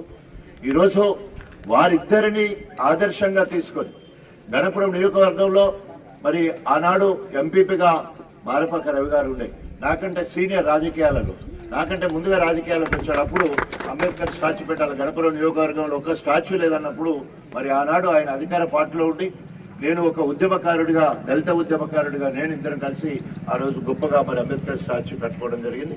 అటు తర్వాత తప్పకుండా బాబు జగ్జీరామ్ స్టాచ్యూ ఇక్కడ ఉండాలనే ఉద్దేశంతో స్వయంగా మరి మొత్తం విగ్రహాన్ని ఇవ్వడం కావచ్చు, ఆ రోజు ఫంక్షన్ చేయడం కావచ్చు, మిగతా విషయాలు దగ్గరుండి పనిచేసిన వాళ్ళు వీళ్ళైతే దానికి అన్ని రకాలుగా వ్యయ ప్రయాసాలకు వచ్చి గొప్పగా నా జాతి బిడ్డ మనందరికీ ఆదర్శప్రాయుడు ఇక్కడ ఉండాలని చెప్పేసి ఈ కార్యక్రమం ఏర్పాటు చేసుకోవడం జరిగింది. ఏదేమైనా కూడా ఈరోజు శివుడిపల్లిలో కూడా ఇంకో విగ్రహం కూడా మనం పెట్టుకున్నాం, అంబేద్కర్ స్టాచ్యూ విగ్రహం పెట్టుకున్నాం. మరి రాబోయే రోజుల్లో ఒక పెద్ద మంచి విగ్రహాన్ని నేషనల్ హైవేలో మరి ఎల్ఎన్టీ వాళ్ళు కూలగొడితే నేషనల్ హైవే వాళ్ళు మనం కట్టుకున్న దాదాపు ఆనాడు 6 లక్షల రూపాయల విలువ, 1,25,000 స్టాచ్యూకి, ఆ కన్స్ట్రక్షన్కి, ఆ ప్రోగ్రామ్ మొత్తం కలిపితే 5-6 లక్షల రూపాయలు ఖర్చు అయింది. మామూలుగానైతే ఎవరైతే స్థలాన్ని పోయినా ఇల్లు కూలగొట్టినా కూడా 300 కట్టించింది. సో ఇప్పటికే 2-3 సార్లు సిట్టింగ్ చేసినాం. ఆ రకంగా 200-300 మీరు నష్టపరిహారం అని ఇవ్వాలి, లేకపోతే దాన్ని పునర్నిర్మించాలని మనము డిమాండ్తో ఉన్నాం. ఈ 14th ఏప్రిల్కి అక్కడ కాకుండా మరో మా ఎంపీపీ మా రేఖా జట్టయ్య గారు, అదేవిధంగా మా Marapaka Ravi standing committee chairman ZPTC వీరిద్దరు ఆధ్వర్యంలో ఎంపీపీల జెడ్పీటీసీల సహకారంతో, సర్పంచ్ల సహకారంతో, ప్రభుత్వ అధికారుల సహకారంతో ఒక చక్కటి అంబేద్కర్ తల వరకు ఒక విగ్రహాన్ని ఏర్పాటు చేసుకొని 14 ఏప్రిల్ మనం ఇనాగ్రేట్ చేసుకోబోతా ఉన్నాం. సో ఇవన్నీ కూడా వర్ధంతులు, జయంతులు జరుపుకోవడానికి కాదు, వారి ఆశయాలను ముందుకు తీసుకుపోవడం ఒకటి. రెండవది, వారు ఏ రకంగా చదువుకొని పైకి వచ్చారు. వాళ్ళు ఉట్టిగానే రాజకీయాలలో పైకి రాలా, కష్టపడి చదువుకొని పైకి వచ్చిన వాళ్ళందరూ కూడా. ఆ చదువు ఎక్కడ దాకపోయింది అంటే ఇతర కులాలను మించే చదువులు, ఇతర జాతులను మించిన చదువులు, అందరికీ ఆదర్శప్రాయమైన ఆలోచనలు.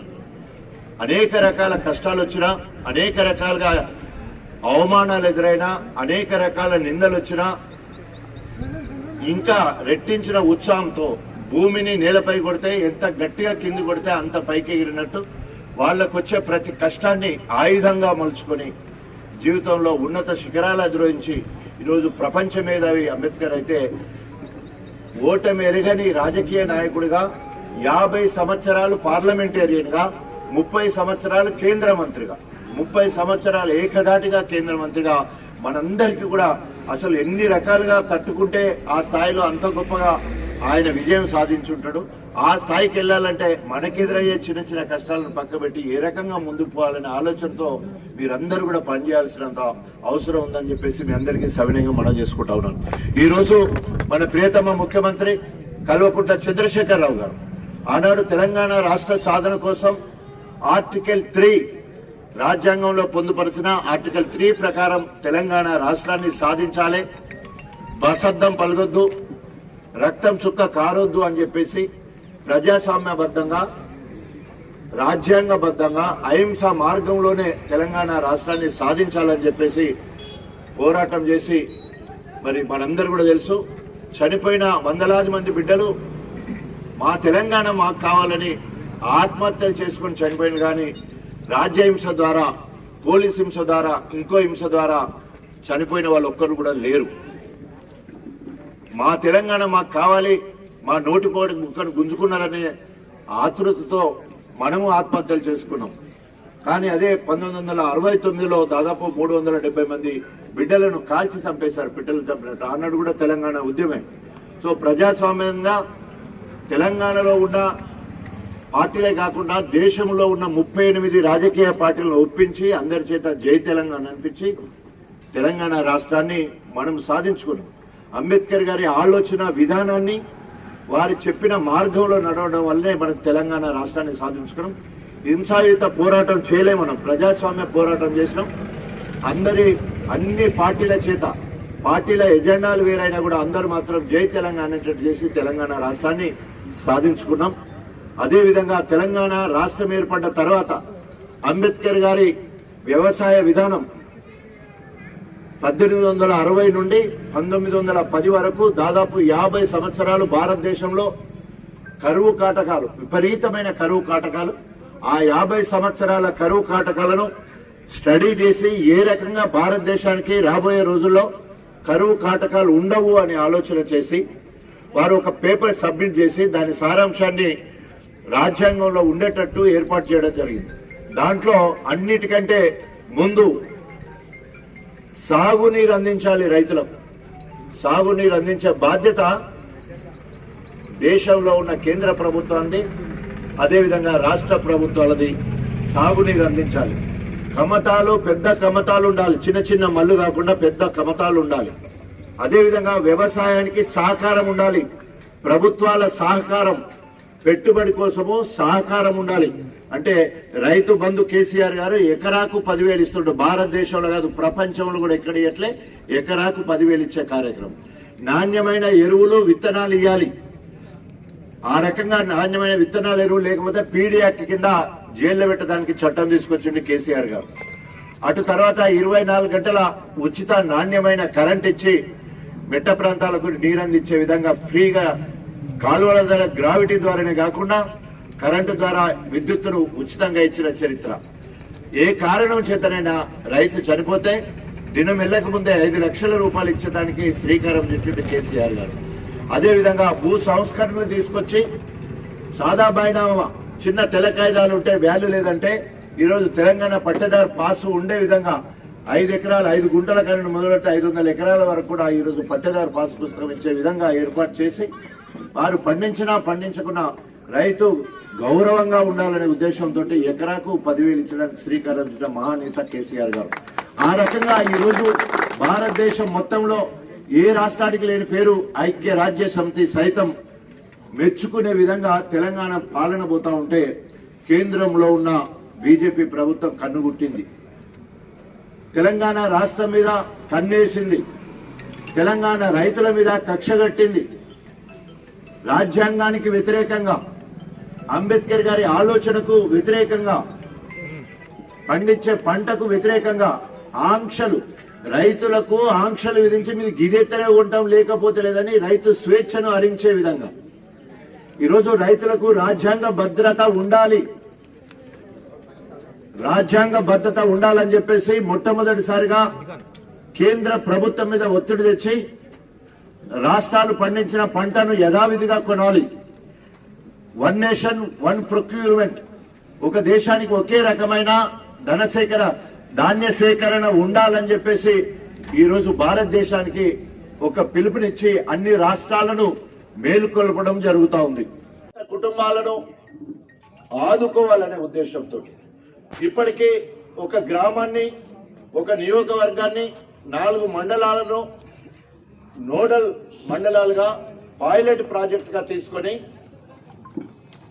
ఇప్పటికే అక్కడ అమలు జరుగుతూ ఉంది. లబ్ధిదారులు కూడా యూనిట్స్ను పొందడం జరిగింది.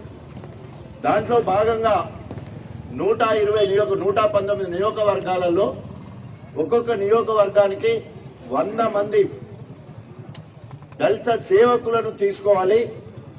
ఆ దళిత సేవకులు రాబోయే దళిత బిడ్డలకు మార్గదర్శకంగా, ఆదర్శంగా ఉండాలి. ఎందుకంటే వ్యవసాయం పక్కోళ్ళని చూసి నేర్చుకుంటాం, చదువు సార్ చెప్తే నేర్చుకుంటాం, పని మేస్త్రి ఉంటే పెద్ద మేస్త్రి చిన్న మేస్త్రి పారగానికి నేర్పుతూ ఉంటాడు. సో కాజుపేట మండలంలో రాంపూర్, ఐనవోలు మండలంలో మనకు గర్మిల్లపల్లి, వెంకటాపూర్ ఉన్నాయి. అంటే మొత్తం 9 మండలాలు మనకున్నాయి. దీంట్లో 85,000 ఎస్సీ పాపులేషన్ ఉంది, 25,000 కుటుంబాలు ఉన్నాయి. అవిభక్త వరంగల్ జిల్లాలోనే అతిపెద్ద ఎస్సీ 0.7% ఈరోజు ఎస్సీ జనాభా. ఇక్కడ ఈ ఎస్సీ జనాభాలో దాదాపు 95% మాదిగ బిడ్డలే ఉన్నారు. మిగతా వాళ్ళు మాల కానీ, మాల ఉపకులాలు కానీ తక్కువ ఉంటాయి ఈ నియోజకవర్గంలో. సో ఈ రకంగా అనేక రకాలుగా ఆలోచించి స్థితిగతులను తెలుసుకొని దళిత వాడల్లో 10 రోజులు నిద్ర చేసి ఏ రకంగా నా దళితుల ఉన్నతి కోసము నేను కాలిపోయినా పర్వాలే, నేను మారిపోయినా పర్లే, అవమానాలు పడ్డా పర్లే అనుకున్న చేయాలనే ఉద్దేశంతో ఈరోజు ఇప్పటి వరకు మరి మేధావులుగా ఉన్న వాళ్ళను, రాజకీయ పరిజ్ఞానం ఉన్న వాళ్ళను, సోషల్ మీడియాలో గొప్పగా పబ్లిష్ చేసే వాళ్ళను మొదటి విడత తీసుకోవడం జరిగింది. ఏదో ఒక ప్రతిపాదిక తీసుకోవాలి. సో ఈ రకంగా తీసుకొని 250 మందికి ఒక్క కుటుంబానికి మాత్రమే అవకాశం వచ్చింది. 250 కుటుంబానికి ఒక్కరు మాత్రమే తీసుకోవడానికి అవకాశం వచ్చింది. ఇప్పుడు మళ్ళీ 1500 ఒక నియోజకవర్గానికంటే 100 మందికి 100 కుటుంబాలలో 7గురికి వచ్చేదానికి అవకాశం ఉంది. మా గణపురంలో 1600 కుటుంబాలు ఉన్నాయి. ఉదాహరణకి ఈ 1600 కుటుంబాలకు 16 × 6, సో 112 ఒక గణపురానికి వచ్చేదానికి అవకాశం ఉంది. నేను అనుకుంటే 100%. అదేవిధంగా ప్రతి మండలంలో కూడా ఆ రకంగానే మనం తీసుకుంటాం. జనాభా నిష్పత్తి ఏదో ఒక లెక్క ఉండాలి చేస్తానికి. కాబట్టి ఇందులో పూరెస్ట్ ఆఫ్ ద పూర్ ఎవరైతే నన్ను జాగరూకులై అంటే తెలుసుకొని విషయ పరిజ్ఞానం ఉన్నవాళ్ళు, అతి బీద వాళ్ళు, ఇప్పుడు ఈ 100 మందిలో కూడా 7-8 మంది అమాయకులు ఉన్నారు. మీరు చూడండి, వారికి ఎవరు ఏముండదు, కానీ వాళ్ళు వచ్చి అడిగటానికి తెలివి ఉన్నది. వాళ్ళు వచ్చి అడిగింది. ప్రతి నియోజకవర్గంలో 3-4 బీద కుటుంబాలకు సంబంధించిన వాళ్ళు ఉన్నారు. వాళ్ళు వచ్చి అడిగిలు. ఎవరు అడగకపోతే నేను ఎవరికి ఇవ్వాలి? అవ్వ కూడా అడగంది బువ్వ పెట్టదంటారు కదా. ఇవాళ ప్రతిపక్షాలు మాట్లాడే భాష చూస్తూ ఉంటే సిగ్గేస్తూ ఉంది. ఈరోజు దాదాపు ప్రత్యక్ష రాజకీయాల్లో, సామాజిక ఉద్యమాలలో 94 నుండి ఇప్పటి వరకు అంటే ఇప్పుడు ఇది 22 అంటే ఇంకొక 2 సంవత్సరాలు అయితే 30 సంవత్సరాలు అయితే. ఎందుకు ఈ మాట చెప్తున్నా అంటే ఈ నియోజకవర్గంలో సామాజిక ఉద్యమాలలో ఉన్నవాళ్ళు, లేదా ఎంఆర్పిఎస్ ఉద్యమాల్లో ఉన్నవాళ్ళు, లేదా స్థానిక నినాదంతో ఆ ఉద్యమంలో ఉన్నవాళ్ళు, లేదా పత్రికా రంగంలో పనిచేసే వాళ్ళు, పత్రికా రంగంలో పనిచేసే మేధావులు, నా దృష్టిలో పత్రికా రంగంలో పనిచేసే మేధావులకు, తర్వాత నిరుద్యోగులకు, చదువుకున్నారు ఏ ఉపాధి లేక బాధపడుతున్నారంటే అలాంటి వాళ్లకు ఈ 1500 మందిలో తప్పకుండా వారందరికీ అవకాశం ఇస్తాం. తప్పకుండా అవకాశం అట్లాంటి వాళ్ళకే ఇస్తాం. మళ్ళా ఎందుకంటే ప్రజల్లోకి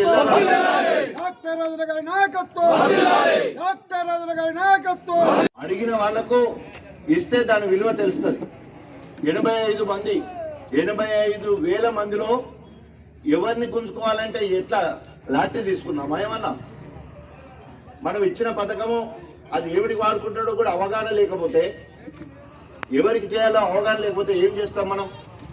అందుకోసమే డాక్టర్ భీమ్రావ్ అంబేద్కర్ గారు చూపిన మార్గంలో, బాబు జగ్జీవన్ రామ్ చూసిన దారి చూపిన మార్గంలో ముందుకు తీసుకెళ్తూ తప్పకుండా ముఖ్యమంత్రి లక్ష్యం కోసం అయితే అందరికీ ఇంక్లూడింగ్ గవర్నమెంట్ ఎంప్లాయీస్, ఎంత చక్కగా కేసీఆర్ చెప్తారంటే గవర్నమెంట్ ఎంప్లాయీస్ ఎందుకు ఇస్తామంటే రాక గంజిలో బెతుకులక ఒక్కొక్కడికి ఉద్యోగం వస్తే వాళ్ళ ఇంట్లో వాళ్ళు ఇన్కమ్ సర్టిఫికేట్ అవసరం లేదు, ఒక క్యాస్ట్ సర్టిఫికేట్ ఉంటే సరిపోతుంది.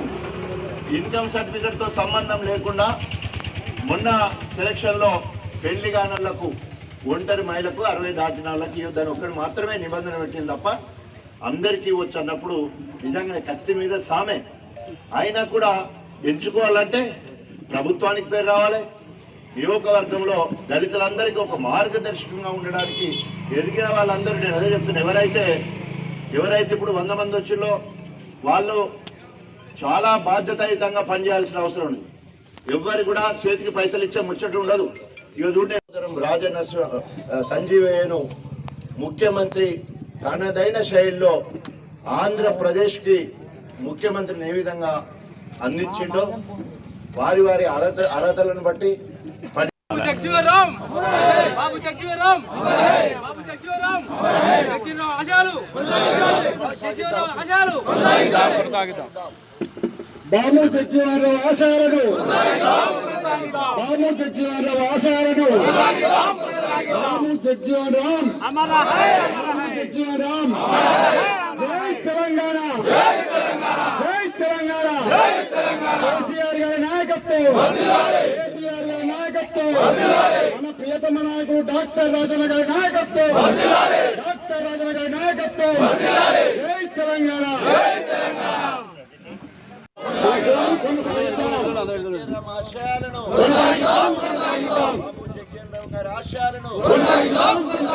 దళితుల ఐక్యత, దళితుల ఐక్యత, దళితుల ఐక్యత. జై తెలంగాణ, జై తెలంగాణ. కేసీఆర్ గారి నాయకత్వం, డాక్టర్ రాజన్న గారి నాయకత్వం. సెలబ్రేట్ చేసుకుంటున్నామంటే ఆయన చేసిన సేవలు దేశానికి ఎంతైనా నేర్పినాయి. తర్వాత మన నిమ్న జాతి అట్టడుగు బలహీన వర్గాలకు ఆయన నుంచి ఎలాంటి స్ఫూర్తి తీసుకోవాలనో మనం అర్థం చేసుకోవాలి. దాదాపు ఆయనే జవహర్లాల్ నెహ్రూ క్యాబినెట్లో మొట్టమొదటి యంగెస్ట్ మంత్రిగా పనిచేసినారు బాబు జగ్జీవన్ రావు. అంతేకాదు ఆయన దాదాపు 50 సంవత్సరాల పాటు పార్లమెంటేరియన్గా నిరంతరం అంటే అన్ఇంటరప్టెడ్గా పనిచేసారు. సో ఇప్పుడు తోటి పనిచేసి మీ రంగాలలో మీ దాంట్లో మీరు ముందుకెళ్తూ ప్రజాసేవ చేస్తారని ఆశిస్తూ ముగిస్తున్నాను. జై హింద్. ఒక దళిత పితామహుడు, దళిత మేధావి, ఈ భారతదేశానికి దాదాపు 78 సంవత్సరాల తన జీవితంలో 50 సంవత్సరాల ఓటమి ఎరగని నాయకుడిగా, దాదాపు 30 సంవత్సరాలు కేంద్ర మంత్రిగా,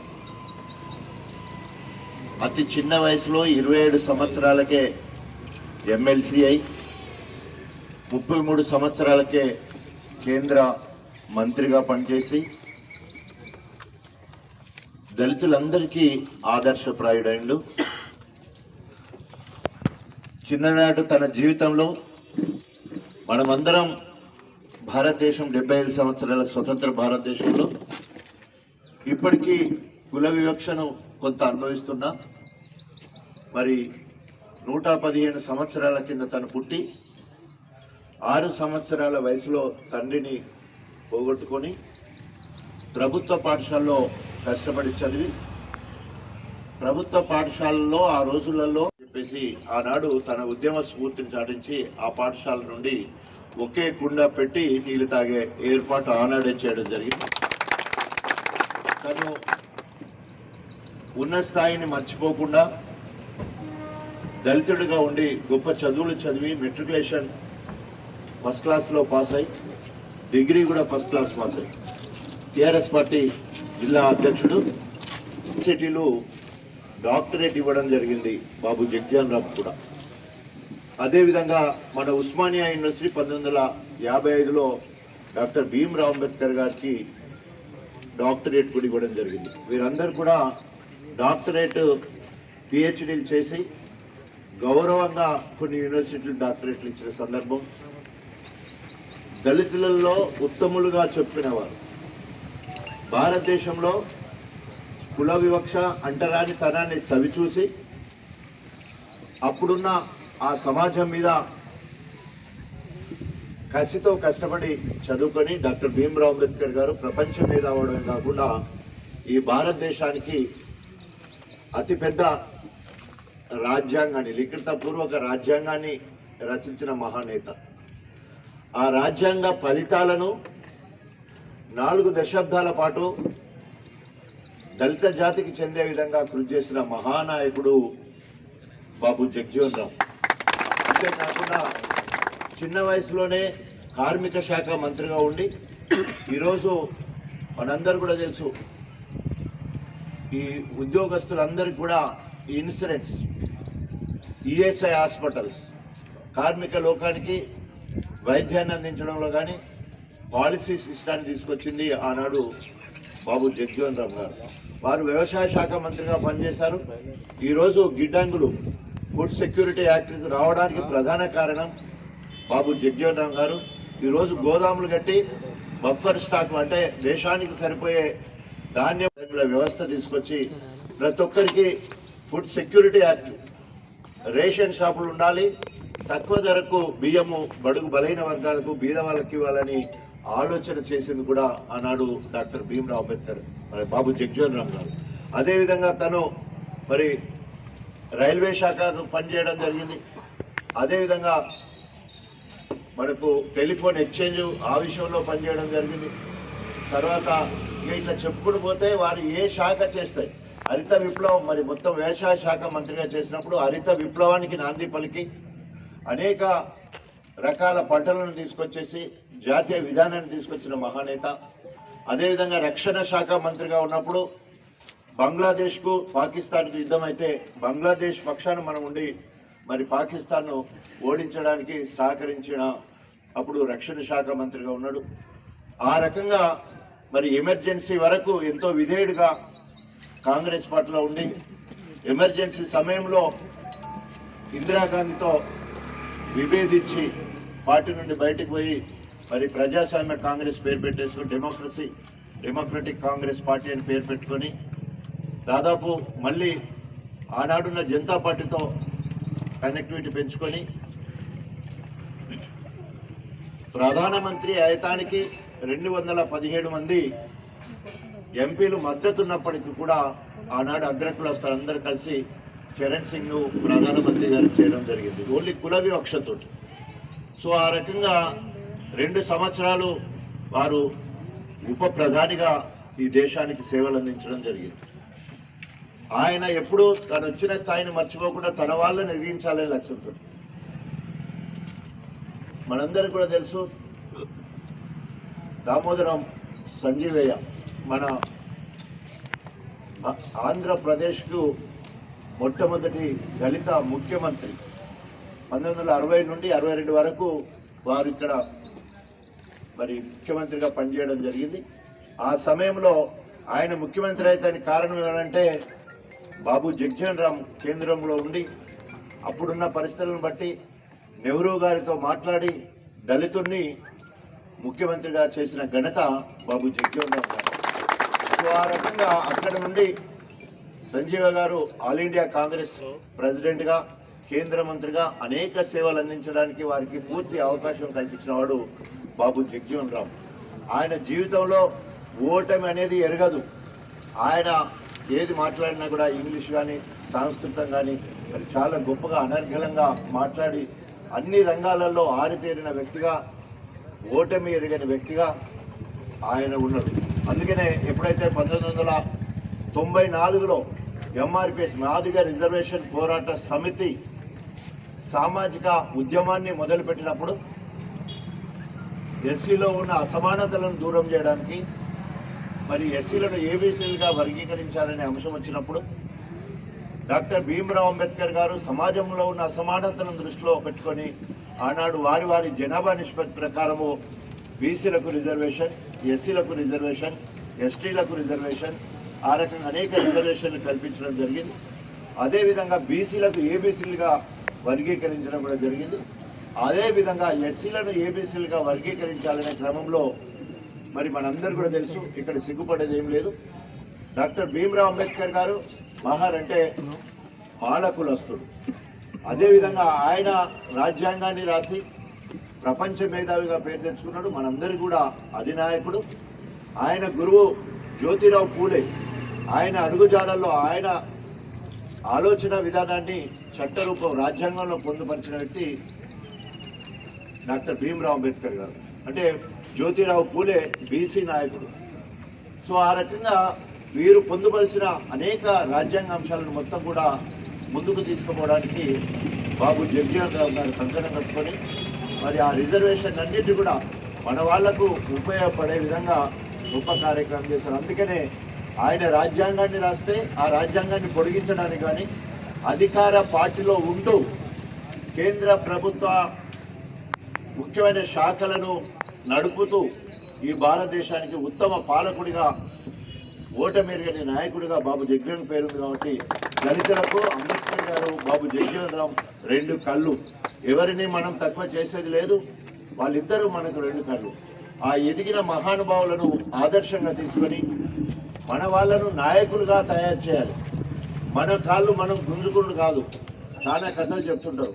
సో బాయిల కప్పల విషయంలో ఒక రాకపోయింది అంటే ఇతర కులాలను మించే చదువులు, ఇతర జాతులను మించిన చదువులు, అందరికీ ఆదర్శప్రాయమైన ఆలోచనలు, అనేక రకాల కష్టాలు వచ్చినా, అనేక రకాలుగా అవమానాలు ఎదురైనా, అనేక రకాల నిందలు వచ్చినా ఇంకా రెట్టించిన ఉత్సాహంతో భూమిని నేలపై కొడితే ఎంత గట్టిగా కింది కొడితే అంత పైకి ఎగిరినట్టు వాళ్ళకు వచ్చే ప్రతి కష్టాన్ని ఆయుధంగా మలుచుకొని జీవితంలో ఉన్నత శిఖరాలు అధిరోహించి ఈరోజు ప్రపంచ మేధావి అంబేద్కర్ అయితే ఓటమి ఎరగని రాజకీయ నాయకుడిగా, 50 సంవత్సరాలు పార్లమెంటేరియన్గా, 30 సంవత్సరాలు కేంద్ర మంత్రిగా, 30 సంవత్సరాలు ఏకధాటిగా కేంద్ర మంత్రిగా మనందరికీ కూడా అసలు ఎన్ని రకాలుగా తట్టుకుంటే ఆ స్థాయిలో అంత గొప్పగా ఆయన విజయం సాధించుంటాడు.